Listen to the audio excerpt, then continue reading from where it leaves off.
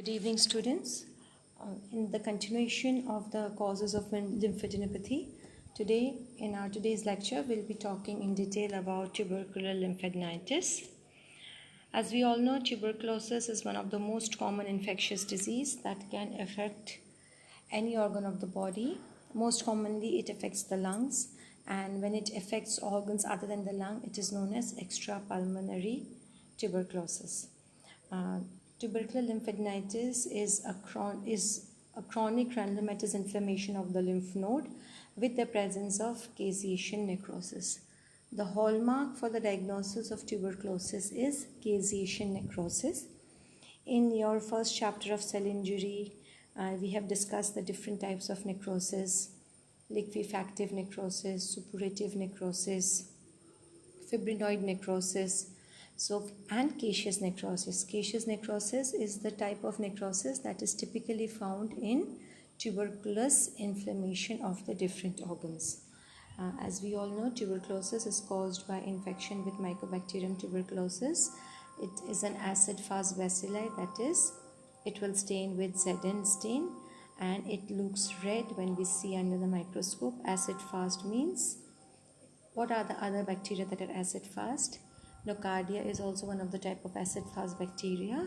Leprosy is also an acid-fast bacteria. So important is that it causes caseation necrosis and chronic granulomatous inflammation. And tubercular inflammation of the lymph node is one of the most common extrapulmonary manifestations of tuberculosis. Now, what are the causes of TB lymphadenitis? Number one, spread from infections of tonsils to the cervical lymph node.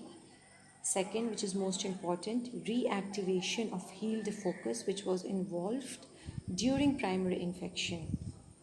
There was a foci which had a primary infection, then it got healed, but the bacteria there was latent. So this is basically reactivation of the latent bacteria. Third, spread from the lung to the mediastinal lymph node. And fourth, hematogenous spread, as in cases of miliary tuberculosis. What is miliary tuberculosis? It is ideally lymphohematogenous spread of the tubercle bacilli. Now, the clinical presentation can either be localized or it can be generalized. In localized, you have the most common presentation is non-tender enlargement of the lymph nodes that is present for long duration. Important here is that it is non-tender, that is, the patient will not wince in pain, it is not painful. Whereas other lymphadenopathies, especially suppurative lymphadenopathies, whenever there is a pus formation, they are always very tender. The common group of lymph nodes involved are the cervical group, posterior triangle, followed by the anterior triangle. Other than the cervical group, you have the submandibular and commonly the supraclavicular group of lymph nodes. So, cervical lymph nodes, the submandibular lymph nodes, and the supraclavicular group of lymph nodes. In generalized presentations, multiple lymph nodes can be involved. Now, these lymph nodes adhere to one another because of periadenitis. What is periadjacent? Adenitis is the lymph node. Inflammation of the tissue surrounding the lymph node. These are referred to as matted group of lymph nodes. That is, 3 or 4 lymph nodes are joined together because of inflammation of the surrounding tissue. Along with tuberculosis, Hodgkin's lymphoma is an important cause of non-tender matted lymphadenopathy. Now you can see this Gauss diagram, how a lymph node looks like. You can see normal lymph node is fleshy pinkish in color, and whenever there is tuberculosis or caseation necrosis, you can see multiple areas of yellow, white, cheesy like necrotic areas.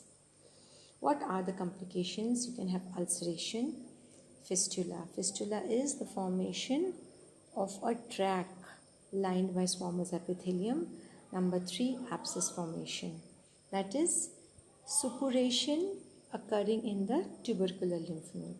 Now the abscess that is formed, this is referred to as cold abscess. Why? Because there are very little signs of inflammation. The 4 cardinal signs of inflammation are less. On Gauss, the lymph nodes will be enlarged and matted. On cut section, they can be either single or multiple areas of cheesy yellowish material which is caused as caseous necrosis. Caseous necrosis means cheese-like. Have you seen how the cheese looks like? White, a little bit slimy, soft. So that is why it is known as caseous necrosis on microscopy. The characteristic feature is the presence of granulomas with the presence of caseous necrosis. Now, what is the definition of granuloma? This has been covered in your chapter of chronic inflammation. A granuloma is a collection of modified macrophages which resemble the epithelial cells and are hence referred as the epithelioid cells. These are basically the modified macrophages that have ingested the Mycobacterium tuberculous bacilli, but they have not killed it. Now these macrophages have modified themselves and they resemble the epithelial cell. How does an epithelial cell look like? Large amount of cytoplasm, little large nucleus. Hence this epithelial cell-like looking modified macrophage is known as an epithelioid cell. Now granuloma is a collection of these modified macrophages surrounded by rim of lymphocytes, surrounded by mild amount of fibrosis. Now these epithelioid cells have abundant pale cytoplasm with pale, oval, elongated, slipper or banana shaped nucleus. Now have you seen how a slipper looks like, how a banana looks like? So the nucleus is typically resembling the shape of a banana or a slipper. Now, some of these epithelioid cells fuse together to form multinucleated giant cells referred to as the Langhans giant cells. Now, these Langhans giant cells have a rim of nucleus surrounding with a small space in between. Like, have you seen how a horseshoe looks like? The nuclear arrangement is that of the horseshoe. Caseous necrosis is evident in the center of these granulomas. Caseous necrosis on H&E staining appears as the mnemonic age, AGE, amorphous, that is, the exact quality cannot be determined, granular and eosinophilic in color.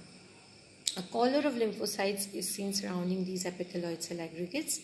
In older lesions, there is evidence of fibrosis surrounding these granulomas beyond the lymphoid cuff. So, in the center, caseous necrosis, surrounded by a group of epithelioid cells, surrounded by a collar of lymphocytes, and in older lesions, you find fibrosis.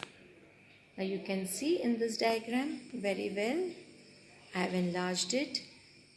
This pink is the area of necrosis, the blue dot-like are the lymphocytes, and the arrowhead is showing you a Langhans type of giant cells. If you can appreciate, you have the horseshoe shape arrangement. Now, this is more evident here. Caseous necrosis and multinucleated giant cell. You can see Langhans giant cell, caseous necrosis. You can see here the Langhans giant cell. Adjacent to it on the left side, caseous necrosis, and on the extreme left is the collar of lymphocytes. Now, how do you diagnose tubercular lymphadenitis? First of all, as you all know, the most important route or way to reach any diagnosis is a thorough history with physical examination. To palpate the lymph node, know about the quality, know about the area, the level of the lymph node. Second, the PPD protein test. That is the Montoux test with the area of erythema that you measure after 72 hours. Nowadays we have the interferon gamma test, the AFP bacillus stain on the aspirate, on FNAC, on the histopathology. Histopathology of the lymph node is a very important diagnostic criteria, and positive culture on the LJ media results are means of confirming the diagnosis, especially to distinguish between tuberculosis and non-tubercular mycobacteria. Excisional biopsy when the lymph node is large and feasible. The possible exception is that when the diagnosis of MTB is suggested by constitutional symptoms, at times you have the typical symptoms: fever, evening rise of temperature, the weight loss, the characteristic chest x-ray findings, a positive PPD test, positive culture, say maybe on sputum or gastric washing. So in these conditions, you do not need an excisional biopsy. Incisional biopsy. Excisional means removing the whole thing. Incisional means like a true cut. We are just inserting the needle and taking a small part of the tissue.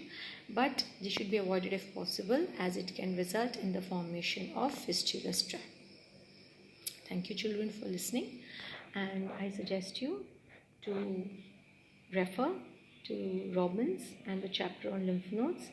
And once you go through this lecture, kindly revise in the RS when we have talked about tuberculosis, primary tuberculosis, secondary tuberculosis, reactivation tuberculosis, and how the TH cells are stimulated. So please go through that part and then go through this part of tubercular lymphedema.